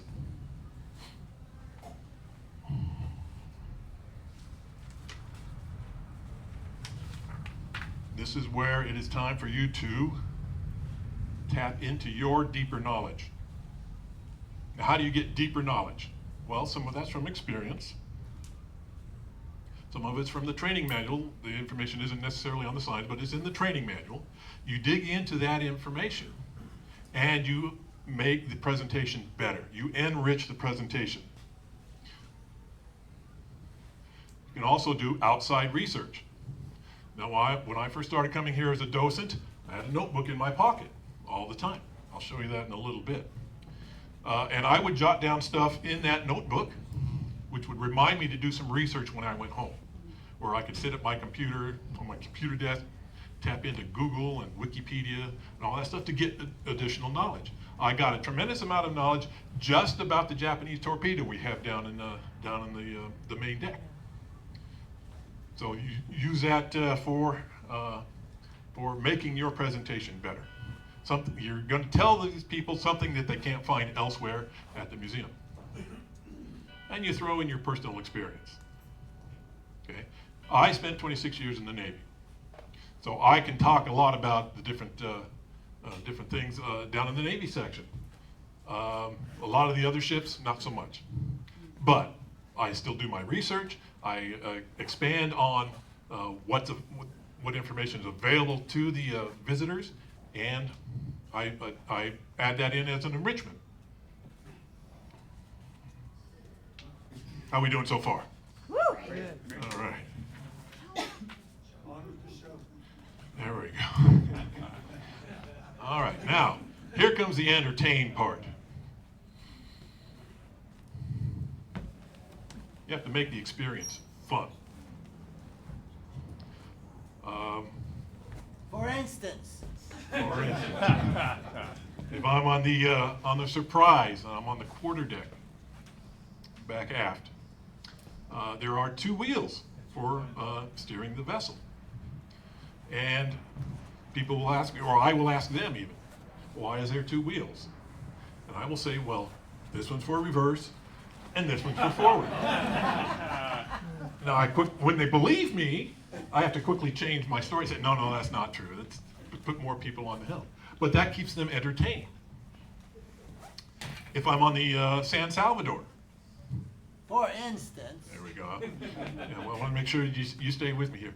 If I'm on the San Salvador, and I talk about how long it took to build the original San Salvador took about 5 months to build. And I talk about how long it took us to build this one. It took us 5 years to build.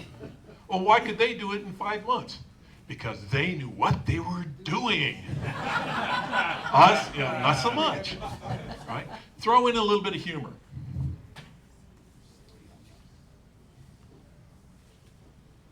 Okay. Now comes the hard part. And that's storytelling. That's what we do. We tell stories.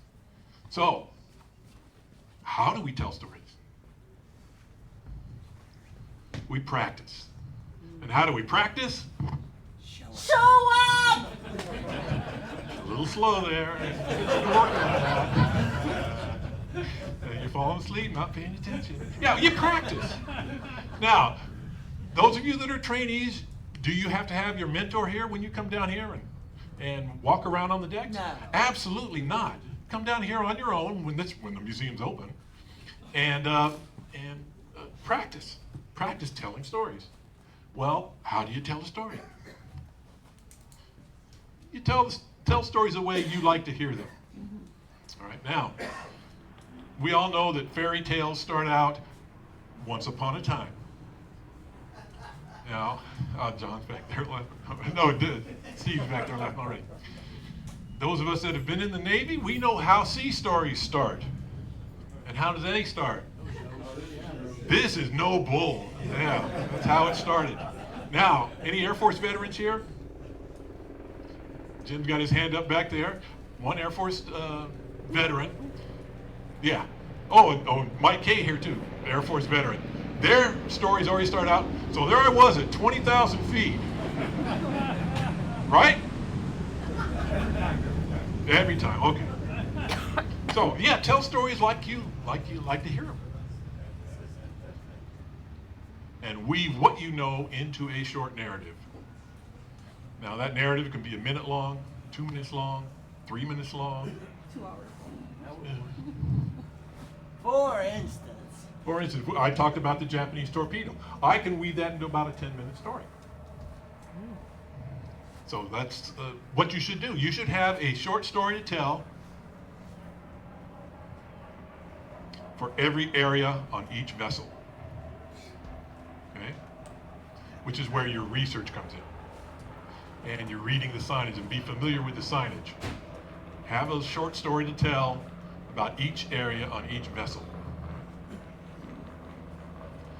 Now listen to guests who have other knowledge and experience. You can't get this unless you show up. There you go. For instance, I was talking with a group of women over on the Surprise one day, and one of the women, they were from England, and one of the women introduced herself as a naval architect. And I go, ooh, okay. And she starts asking me these questions that are way over my head, which is fine. Because she'd ask the question, then she'd turn around and proceed to answer the question, which made my life a whole lot easier. And it got to the point after about 20, 30 minutes, I turned to her and says, "You're my new best friend." You absorb what they have to say. There are also a couple of guests that we had here that talked to me about the USS San Diego, the second one that we have a model of down below, and about the anti-aircraft rounds that ship would fire. And so I incorporate that into what I talk about.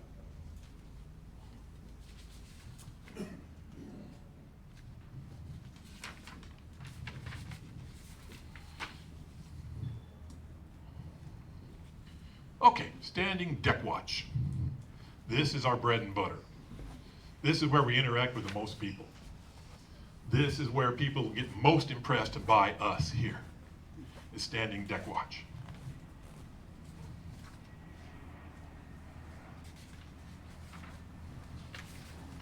Now, when you stand deck watch, where do you hang out? Start out where you feel comfortable. Okay? If you like to hang out on the Surprise, great, hang out on the Surprise. You want to hang out on the main deck of the Star of India? Great, hang out on the main deck of the Star of India. Start out where you feel comfortable. And as you get more experience, more time, more practice, show up. There you go. You'll feel comfortable spreading out to other areas, okay? Because the ultimate goal here is to be a free-range docent. You're able to go anywhere at this museum and talk to anybody about what they can see. Right? That is your goal. You don't want to be a specialist on the necessarily on the main deck of the Berkley, or on the main deck of or the tween deck of the Star of India, or out on the San Salvador. Although you can certainly hang out there and practice.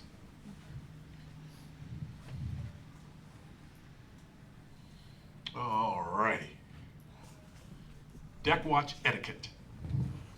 This has to do more than anything else with just interacting with the other docents. Okay. Now, see where other docents are going to be when you're here. I usually come here. For instance. Boy, we need to work on that. When I come in on Mondays, this is one of the days I usually come here, Julie likes to hang out on the surprise. She does a great job there. If I know she's here, I'll leave the surprise to her. And I'll take whatever else is left. If there are other docents other than just Julie, then I will talk to them and say, all right, where are you going to be? I want to be on Star Vineyard. Where are you going to be? Oh, I'll be out at the San Salvador. I said, all right, I'll take everything else. Talk it over with your other docents. Now, I don't go on board and say, you're going to be over here, and you're going to be over here, and you're going to be over here. I don't do that. I don't have that authority. So we work it out. And you try to spread yourselves around. If you've got somebody over on the Star of India, or if you've got 2 people on the Star, if you've got 3 people on the Star of India, that's too many in one place. Spread yourselves around. Now, here's something that's just been brought to my attention. If you as a docent are talking to a group of individuals, group of visitors, you don't want somebody coming in and horning in on your action there. Be respectful of the other docents if they are engaged in discussions with some of our visitors. If they're giving the wrong information, which happens from time to time, don't interrupt them. Let them continue on. Right? Giving our visitors a little bit of wrong information is not ideal, but it happens. If you want to talk to that docent afterwards and say, this is the correct information, then do that separately. For instance. I was on the surprise, and I was talking about the ship being used for filming of Master and Commander, Far Side of the World, and the studio down in Rosarito.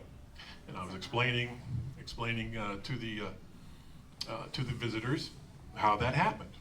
And one of our other docents, who was it, David Berg here, he was sitting by just listening to what I was saying. Maybe he likes listening to my voice. I don't know. But after the group left, he said, that was great except for a couple of things. And I asked him what they were, and he said, well, this and this and this and this. I said, oh, okay, well then from that point forward, I could change my story. Now, is it critical that I chase down that group I just talked to and give them the right information? No, not going to happen. But going forward, that means I'm doing a better job.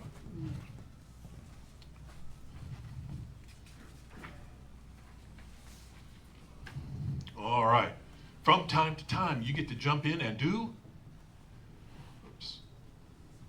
a scheduled tour. Those are a blast. Scheduled tours are a blast.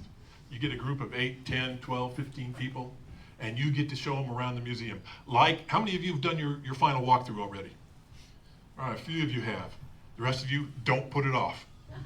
As quickly as possible, get that done before all the information leaks back out of your ears.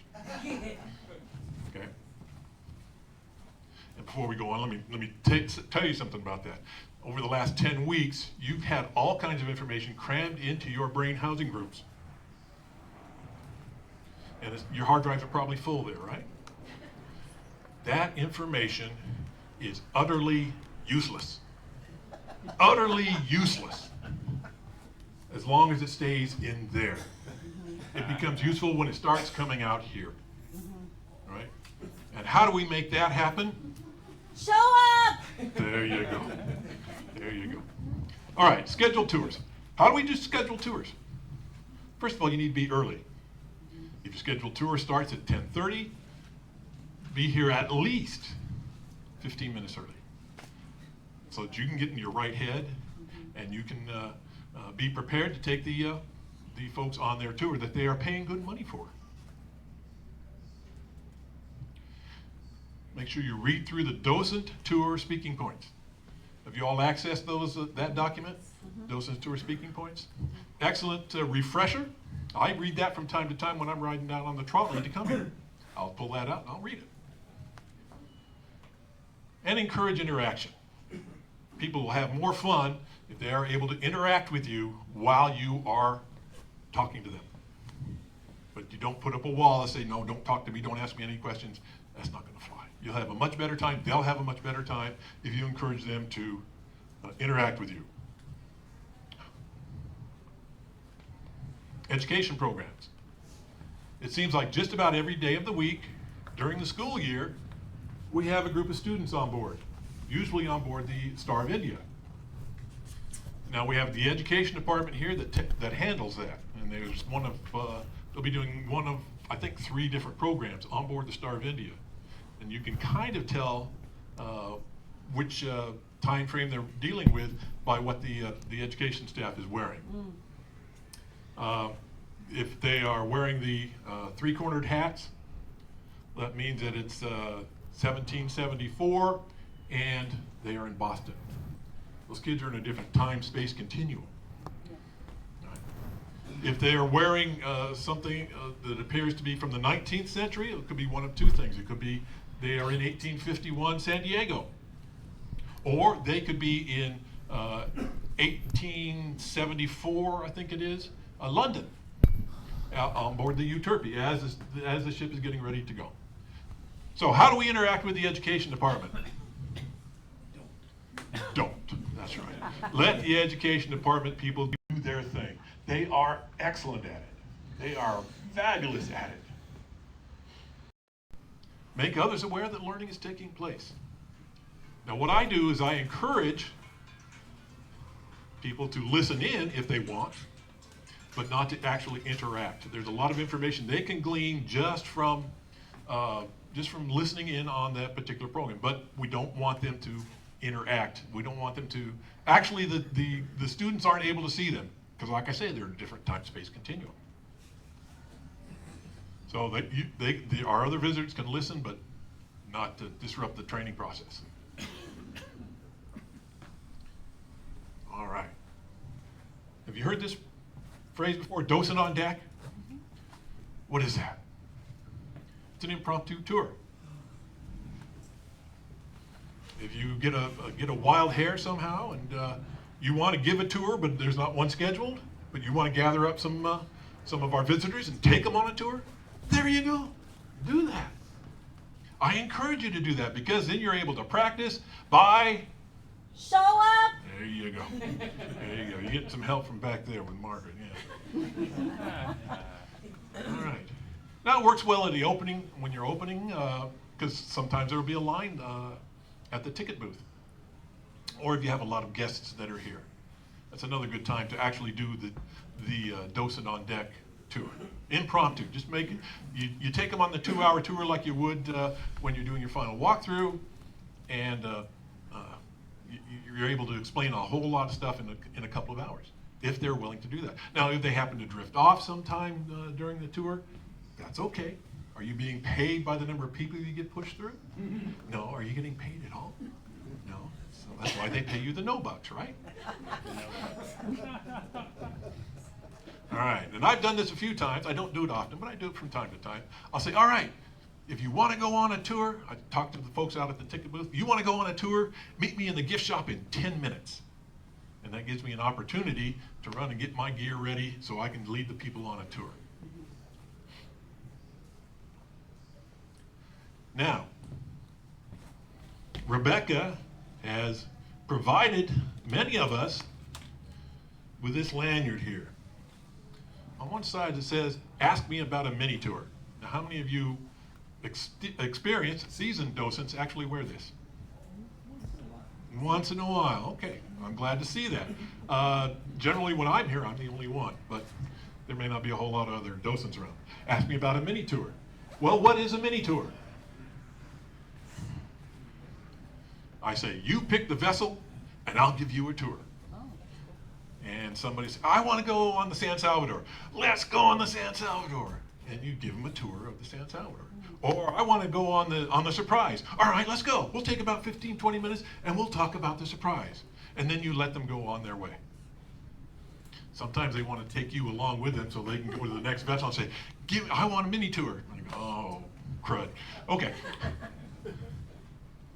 All right. Stump the docent. Oh, yeah. You are going to have some visitors whose knowledge, they seem to think, is way beyond what you could possibly have. But that's not been my experience. My experience is, I see it between docents. Right? I'm walking a tour, and there's another docent around, and they'll chime in, well, what about this? And I go, yeah, oh, thank you very much. Thank you for setting me up. Let's not do that. Not to each other. At least not in the presence of our guests. Okay? Like I say, with the etiquette, yeah, don't interrupt. Alrighty. Here's something.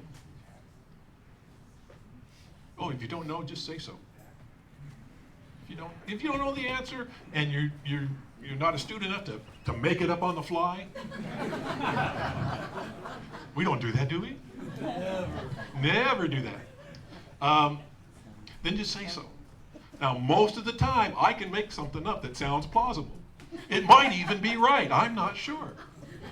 One thing you can do, and Lord David Almighty here at one time brought up, well, you can access your docent training manual on your phone, if you have a smartphone, and you can look up the answer. Okay?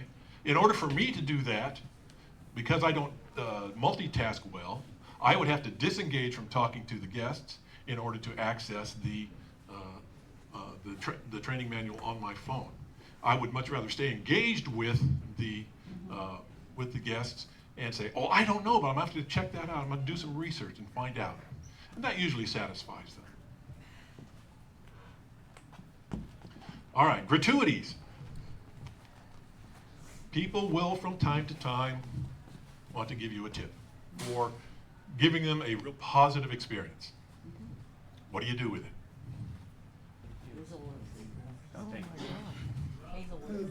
Hazelwoods, I heard, yeah. You go over to Hazelwoods, get a good deli sandwich there, yeah. All right. Well, never expect one, first of all. Okay. Never expect one. Never, ever ask for one. That is the worst kind of rudeness you can possibly imagine, and we are not rude here. Okay. Gentle hesitation is always good. They want to give you $10. No, that's not necessary. Oh, no, I insist. Well, so that you're not ticking off the guest, go ahead and take it. It's okay to accept. Now, what do you do once you've accepted it? Let your conscience be your guide. If you worked hard to give that presentation to those folks and they want to give you $10, and you said, I deserve that $10, as far as policy goes, it's okay to keep it. Now, there are a few donation boxes around the museum. There's one over on the, right at the, as you get on board the Star of India, there's one down next to the gift shop here on the Berkley. If you want to pop it in there, that's fine too. How am I doing there, Jim? You have a question. So when you approach people to offer mini tours or other types of information, do you tell them that the information you're giving them is free? I do add that in, yeah. I said this is a free tour. Okay. Absolutely. Okay, some of the accoutrements, some of the things that I carry around with me or I bring here to the museum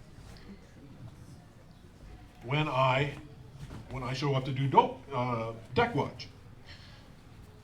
One of them is the lanyard I tell you about, and I wear this most of the time. Become a volunteer, always try to promote that, and ask me about a mini tour, and it happens pretty regularly. I also carry around a notebook in my pocket, in my shirt pocket. This one happens to be a Starfleet engineering notebook. I've got a pen with it. Now, would you carry a notebook? Does it have to be a Starfleet engineering notebook? Yes. Yes, it does. Thank you very much. Yes, it does. The engineering notebooks are all red. The command notebooks are blue. I know this because I have them. You scoff, but it's true. Something else I have here is a is the Maritime Museum Emergency Procedures Manual. I printed this out, 2 sheets, 2 pages on a sheet, and this gives you the location of all the first aid boxes, the life rings, the AEDs, all that stuff is available on that. I carry that around with me from time to time. I will pull it out, walk around the museum, and find those items so that I'm familiar with them, with their location whenever I'm here. This is my printout of the Docent Tour talking points. I've added in a few questions at the top. If I can find the front page. I have a few questions that I add in so that I get a feel for the group. I guess I'm not doing that thing. But anyway, I ask things like, is English a good language for everybody? Do you need to use the bathroom first? Did you have breakfast this morning? Do you need sunscreen? Questions like that, so you can get a feel for the group that you're taking around. Another one might be mobility. You can see, are there people in the group who have mobility issues? That may alter how you want to do the tour.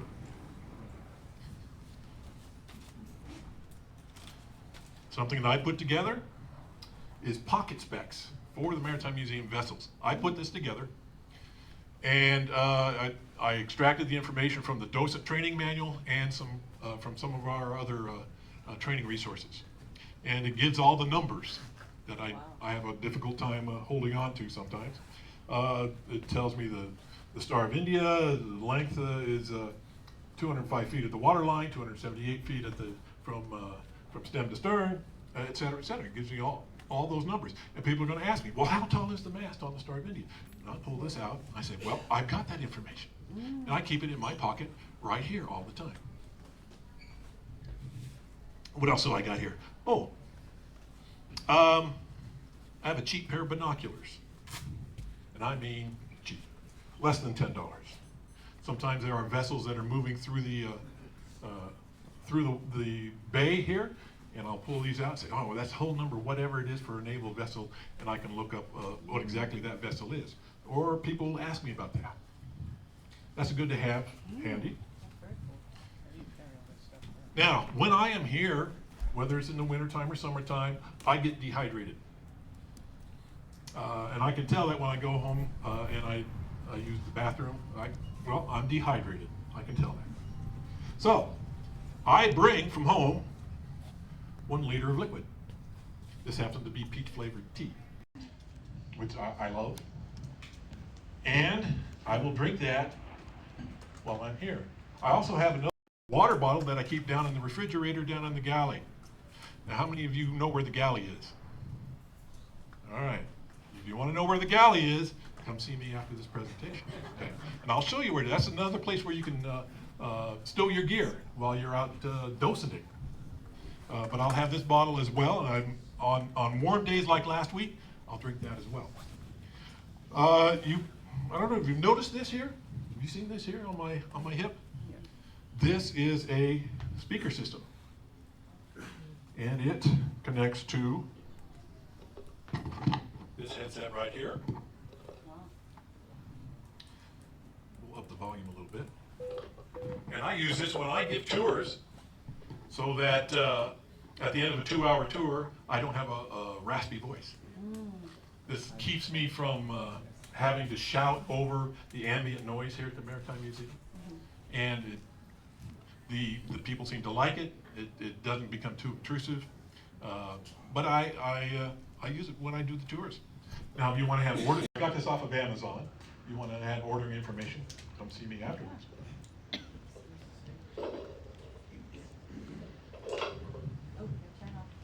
You have to carry the speaker around? Yeah. All right. All that stuff fits in this bag. This is a sling bag. I got that off of Amazon too. And this is what I bring when I come down here to do my docenting thing.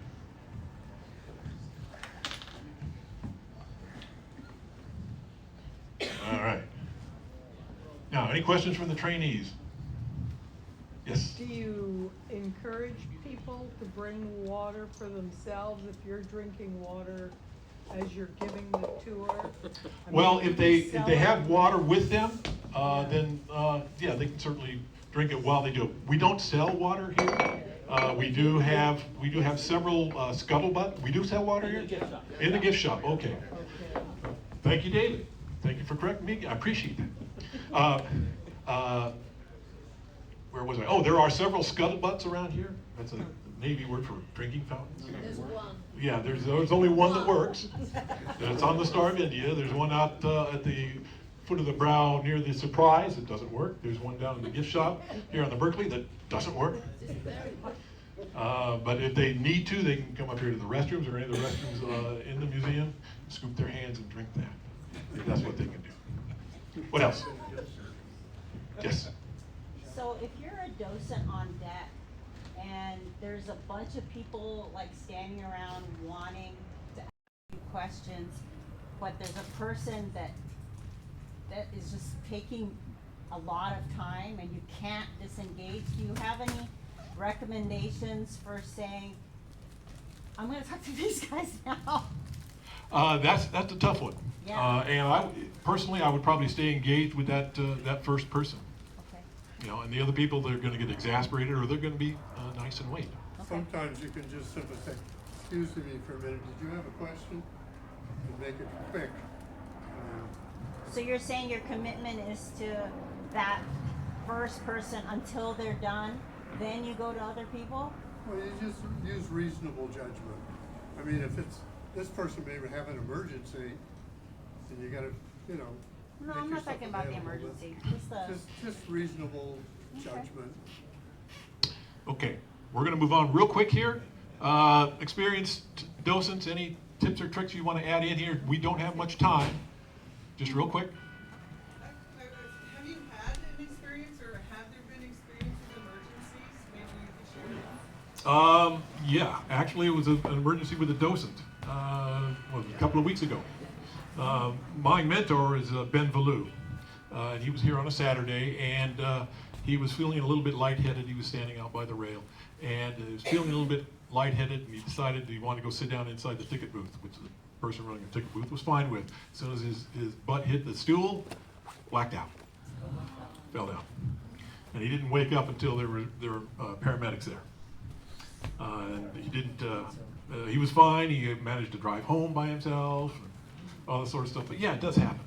It does happen. So if you had a person, let's say you're on the San Salvador, which is a little bit of a walk, and someone says they're feeling dizzy, should you try and, at that point, do you try and help them leave if they want to leave? Well, you use your best judgment. Have a seat, cool off, call security, number of things you can do other than escort them somewhere. Which is what you did. With Ben? Yeah. Yeah, I wasn't here, but I heard about it, so. Jim? Yeah, so he was talking about knowing where the fire extinguishers are, and the EAPs, the AEDs. AEDs that are needed. Sometimes you may have security say, bring me an AED, and give you directions on things that are needed, like water. During the summer, the security check or the ticket booth usually has water in it in advance that's needed. But you guys need to be our arms when when security asks you things or somebody goes down, because you're important to us as we are with the frontline. Thank you, Jim. Rich?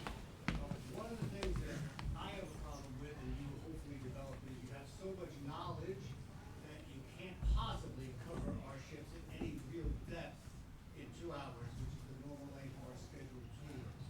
Okay? So plan in advance what you want to do. But oftentimes, when you find a ship that captures your group, then you want to spend more time with it. If you start running short of time, there are certain vantage points on the Berkley, the rear deck there and the forward pilot house, that give you views of several of our smaller ships, and you can talk to those ships and tell a story about them without ever leaving and causing that transit. Every time you move a ship,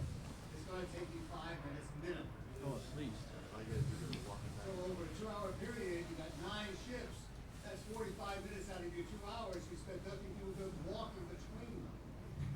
So doubling up the shift like that is probably a good practice to learn. Okay, thank you, Rich. We're going to move on. We'll have more time. You can come up and ask me more questions, or David will certainly be available to answer questions if you have more questions. But we need to finish up. I've got a couple of more slides here. This is a quote from Mary Phipps. Now, that's my wife, and she's sitting back there in the back. She likes to come and watch me humiliate myself once a year as I give this presentation. But she said this as I was walking out the door one day to come down here to be a docent. Aww. Yeah. Where's Mary? Yeah, some people are going to go, ah. But it was very profound, and I thought that's fantastic that she would say that. All right, if you want to, you want me to send you the pocket specs, that's my email address. It's not complicated. It's not snarky or sarcastic or cutesy or anything like that.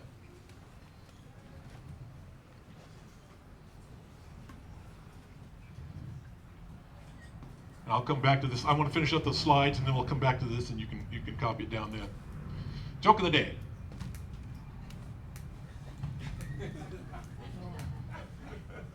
Rest in peace, Chuck. That's right. We know that heaven is a safer place now that Chuck Norris is there.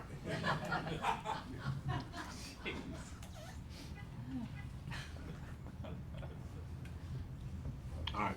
That's it. Thank you very much.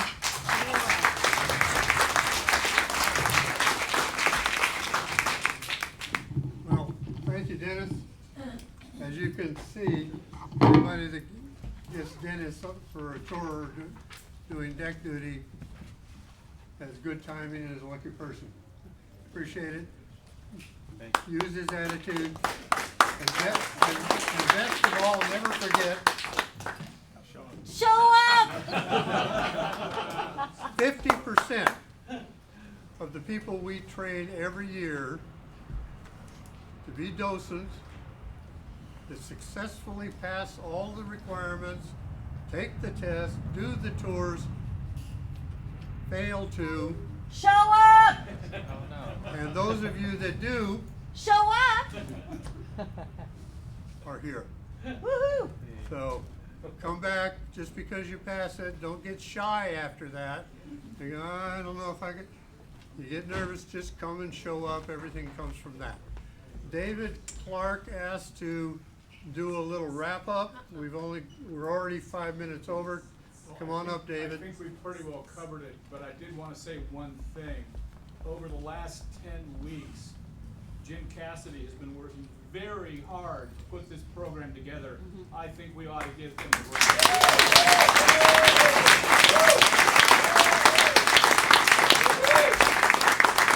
I always feel like I ought to come with a top hat and put a little shirt, you know, You need the vest too. and bring in the elephants. I mean, but you know, you can't do it without our speakers. Yeah.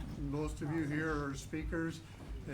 You know, it's a wealth of knowledge, and I appreciate it. And thank you all for being willing to step up and be mentor speakers, set up the chairs, all the things that it takes, and Margaret especially leading the pack. So thank you, Margaret.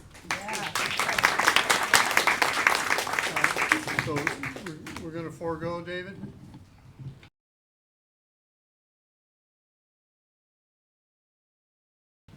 Well, since Bob Allen we've got is Bob here, Allen here to show us the engine. Yeah, he is. Trainees, you need to go with Bob and All right, go and see the so engine. there's only so much room down in the engine room. Bob asked that only the trainees go. All the blue shirts have already done this. So thank you all very much. Hey,